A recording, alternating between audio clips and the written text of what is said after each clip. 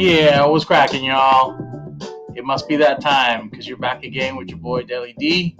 Back in the studio, back in the lab, ready to bring you another episode of the next show.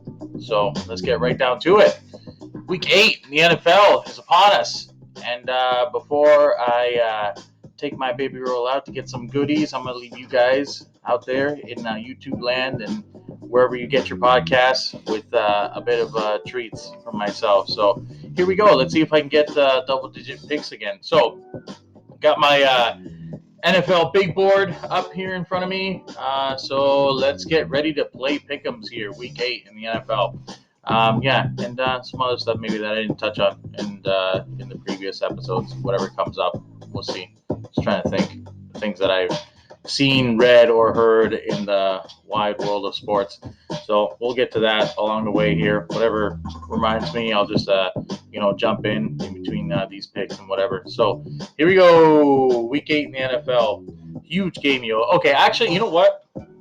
I'm glad we're talking about NFL here because I just want to say real quick that, this is why I don't do the Thursday games, man. They're just so unpredictable and guys get injured all the time and yada yada. But,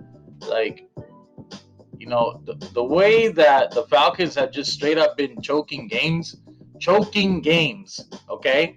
I would have picked them to lose for sure. I would have picked them to lose in that game. And look at that. They win 25-17. Like, that's crazy, man. That's crazy, man. That's why the games are played on the field and not on paper, because anything can happen. Like, 25-17, dog. Everybody thought Atlanta was gonna flop because they were on the road too. But honestly, and Matt Ryan said it best afterwards, man. He said, they've been pretty much all the games, and they have. They have been in close games, but they've just for whatever reason found ways to just fudge them right up and lose games. So it was nice to see him. I'm a big Matt Ryan guy. I wish if people thought they were gonna nosedive, man, I wish the Jets would have made a pitch to try to get him into the fold, because I don't know, I still like Sam Darnold, but just Gase is just regressing him so badly that I don't know if he's ever gonna amount to anything. He could be like another Mark Sanchez, where he kind of peaks at an AFC Championship game, doesn't win, and then just friggin' flames right out next 3 years. So I don't know, man. But yeah, man, I still believe in Matty Ice, and I wish he would go to the Jets. All right, yeah. So they finally got the win. I mean, they were due. The Falcons were due, man. I said, after they put up 40 points on the road 2 weeks ago, that they would win the following week, and then they choked that game. I think that was the game where Todd Gurley choked it on the 1 yard line and whatever. Everybody keeps saying momentum, yada yada yada yada, and I'm sure I talked about it before too. The momentum carried him forward, and he couldn't help it, whatever. But at the end of the day, they lost the game, in which I thought they were going to win because they had put up so many points on offense. So this time they only needed 25 to get the job done, and so they did. All right, huge game, yo, huge game. Looking at my NFL big board here, Steelers at Ravens. If the Kansas City Chiefs coming to Baltimore was the biggest game of the season in franchise history for Baltimore, given the situation with Pat Mahomes, and he just won a Super Bowl and MVP, and y'all got Lamar Jackson coming into his own, or many people in Baltimore believe anyways. And then you got the Steelers. So if that game against Kansas City was the biggest game in franchise history, then I'm sorry, this is the second biggest game in franchise history, man, at home. Because you got Big Ben, who is just straight balling, son. Balling! Big Ben. And, just getting the ball out of his hands quickly, and I think that's how he's been able to change and progress his game. I don't want to take too much time on this here because, as usual, I always got so much to say and so little time to film. So, yeah, man, I'm gonna take the Steelers, because the other thing that happened too was I bet against the Steelers against Titans, and luckily for them, they won it. So whatever, say what you will about the Titans blowing it or whatever, but hey, the Steelers find ways to win, and that's what coaching does, man. And Mike Tomlin is one of the best out there. So for all those reasons, yo, I think I'm gonna take the Steelers because it seems like Lamar in really big pressure packed games where there's a lot on the line, and it seems to me that he tends to glance at the news clippings a little bit. Maybe he's all these cats playing now. They're all in touch with social media. They all got their accounts and whatever, or their homies are telling them this, that, and the other in their ear, their entourage, their crew. They're all in that. So, yo, man, I don't know if Lamar is ready. And this is another huge, big pressure situation that we got coming up with the 6-0 Steelers. Like, they haven't been this good in a long time, 6-0 start. So they're gonna want to keep it rolling.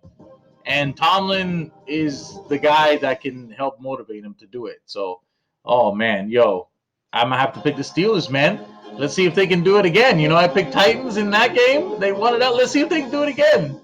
Let's see. Let's see if the Steel Curtain can pull through once again. All right, yo, Rams at Dolphins. Yo, Rams. Last time they played, killed it. Defense, murked Chicago. For those reasons, I'm taking them, yo. Rams, easy. Dolphins, I don't care if it's in Miami, man. Aaron Donald is just gonna. Oh my gosh. I just completely forgot that is Tagovailoa's debut. Oh, as a starter. Oh, Aaron Donald is just gonna freaking eat him up all day and spit him out. Oh goodness, Aaron Donald, watch out, y'all. Aaron Donald. Woo! Okay, yeah, man. Rams, take the Rams, yo. I don't even care what the spread is. Take the Rams. Okay, so speaking of I don't care what the spread is. Take the Chiefs. Moving on. Yeah, so Vikings at Packers. Yeah, man. Aaron Rodgers, the greatness of Aaron Rodgers tour continues. And he's at Lambeau Field this time. He's chilling at home. Pack, yo. Colts at Lions. Oh man, this is a tough one, man. Like the Lions got a lucky win because it's Atlanta and they found a way to choke. And the Colts are playing well, man, with Phillip Rivers. I gotta give him props, yo. He's got a sick offensive line to work with, and is paying dividends for him. So yo, I'm gonna say the Colts, y'all. Colts. Next one here. What do we got? I gotta reach over and scroll down on my big board here. So what do we got here? So,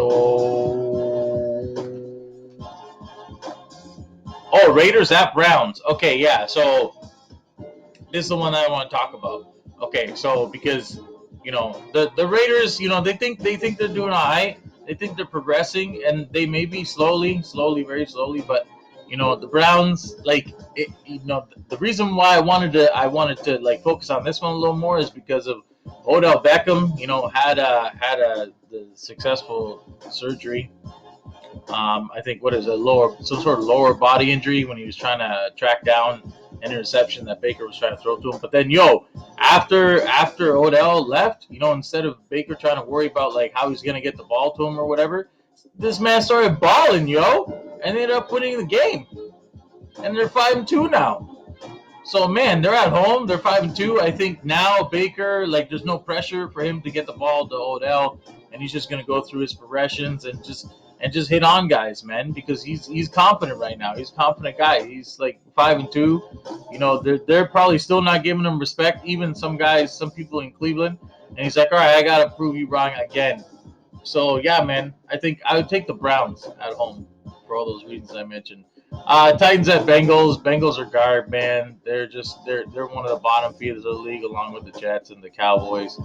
For different reasons, all those teams. But yeah, man, you gotta take Tennessee, man. Derrick Henry is just gonna go freaking run buck wild on the Bengals, yo, and they're not gonna be able to stop it. Next game, Pats at Bills. Okay, Jesse, pay close attention to this one. This one's for you, bud. This bud's for you, bud. I don't like the Pats and Cam Newton's guard. And the Bills are crushing it this year, man. They're holding steady in that AFC East. And my prediction at the start of the season, which seems like so long ago now, crazy, even with all this like virus shit happening. But even at the start of the season, I said the division is the Bills to lose because I knew the Pats were gonna suck. And that's exactly what's happening. Bills, yo, at home. I think they got this, man. I think Josh Allen, yo, I think he's gonna have a big day, man. He's gonna have a big day on offense. I think, like, especially running the ball. Jesse running the ball. Josh Allen, he's gonna run the ball, man, and he's gonna create havoc in there, man, and open up some things for the run game of the running backs. Maybe you'll see. Okay, so I would take the Bills. All right, Chargers at Broncos. A couple of 2-4 teams. I don't know. I don't trust either one of them, man. But Justin Herbert, though, like he's coming along, man. He's coming along. So I think, you know what? I think I might take the Chargers, man. He's been getting a lot of yards, and there's value in this guy right now. So I think I'm gonna take him. I'm gonna take him, man, because they're not gonna put Tyrod Taylor back in now, man. Now that Justin Herbert proved that he can play, that he can ball. Chargers. Next one, Niners at Seahawks. Yo, this is freaking premium matchup right here. Two Titans in the NFC. Well, San Fran's record may not show it, but they were banged up, and they've been trying to mix things up with some turnaround on the roster or whatever. But yo, I think I got the Seahawks, man, because they're at home. And Russ last week he threw 3 INTs. When the hell is he gonna do that ever again in his career? Probably never again in his career. 3 INTs in the same game, especially against a so-so defense. Like they're good. Like Buda Baker is mint. I realize this, but I don't know. Like other than that, secondary is not that great. They don't put too much pressure on the quarterback. He was still able to. Russ, there was still a lot of times where he himself and he was able to put the team in a position to win too. So I just think one stupid mistake cost them the game, unfortunately. But in a game in which they had many, many, many opportunities to win. But I'll take the Seahawks, yo, at home. 4-2 Saints at the Bears, yo. This is gonna be a great matchup, man. A great matchup. But I think that I don't know, man. I think Foles is still trying to find his way, and I don't know if he'll be able to pull this one out, man. Breeze, he's still a very good game manager. Peyton is still a very, very good NFL head coach. For those reasons, I'm gonna take the Saints, yo. Okay, so then the Sunday night game, a couple of I would edit this video to put like a big poop emoji right here, bing, so that I can show you guys that this is a matchup between a couple of poop emoji bing teams in the Cowboys and Eagles. Bing. Yeah, they're garb. What can I say? What can I say about these two teams that hasn't already been said about Afghanistan? They're both bombed out and depleted. However, Dallas is just in such complete disarray, and they've been losing to every quality opponent. Man, I saw almost a freaking 20-minute argument between Skip and Shannon. I don't know if it was today or yesterday about this game and predicting who's gonna win and who's not. Man, it was crazy. It was ridiculous. Their arguments and counter arguments, but man, Ben DiNucci, bad. Ben Anthony DiNucci, bad. So when bad gets in there, I don't know, man. Bad can be bad man, or he can be a bad man, like a stinker bad man. So I don't know what we're gonna see, man. I guess Shannon's argument was they're not prepared for this guy. They don't have much film to study off of him. But you don't need much film to study off of him because he's garb. He's not gonna know what to do, man. Third stringer, man. If he was any good, he would have had a job or been drafted or whatever somewhere else, man. Instead of being a third stringer, man, he might have just pulled somebody off the practice squad or signed a free agent or something, or asked Mike Vick to come out of retirement and get some reps in for you, man. Just in case DiNucci goes down with the kind of luck they've been having. Man, no, I don't give the Cowboys a shot in this whatsoever, yo. Come on, man. Eagles, man. They're just the slightly less inept team are the Eagles. And they might be able to pull it out for long enough to just hold on and secure a victory. Maybe. We'll see. Yeah, and then what is that? Your Monday nighter is the Bucks at the Giants, man. Are you serious, yo? Yo, Tom's gonna go off, man. Tom's gonna go off, and Gronk's gonna go off, and maybe like whichever one's playing, Godwin or the other guy Evans, like somebody's gonna go off. Probably Tom and Gronk because those two have been like, you know, like peanut butter and jam lately, man. Just like taking over defenses. But yeah, I would take the Bucks for sure, man. They're rolling, yo. Tom's in a groove.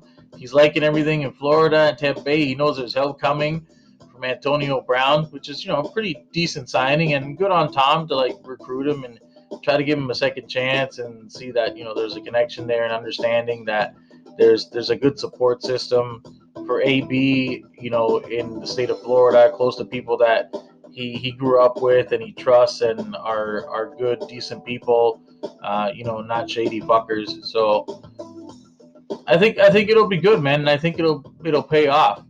You've seen in that very tiny, small sample size in that game against Dolphins when they both played for the Patriots, where there was definitely chemistry there, and Tom knows that AB is still an awesome route runner and a great pass catcher and a productive receiver. So, why not take a flyer on him, for the long haul? You're trying to win a Super Bowl in Tampa, right? So, why not try to do it by any means necessary if it's a safe and positive way to get it done? So, I think the Bucks are in a good place right now, man. And it's nice to see Tom winning without Belichick and putting all of those arguments to rest about who's better and who got the better end of the stick of the divorce per se. So, all right, guys, those are the picks. I'm gonna leave you guys with that. I got to jet out of here and prepare myself for Halloween. Boo! So enjoy yours, guys. Enjoy the treats. Don't pick out too much, especially the kids out there. I know my baby girl isn't gonna gorge out. No way, man. I ain't having that. And having her run around and be all crazy and everything. I ain't having that. Pops ain't having that. So, guys, as always, I want to let y'all know that the show would not be possible without my wifey, Lou Gerson. So, thanks, baby, for everything that you do for myself and our baby girl, Sophia. If you're watching this, baby, you're the apple of my eye. Daddy loves you so much. Hugs and kisses. So, I hope you're watching this as always, and I hope you guys are watching out there in YouTube land.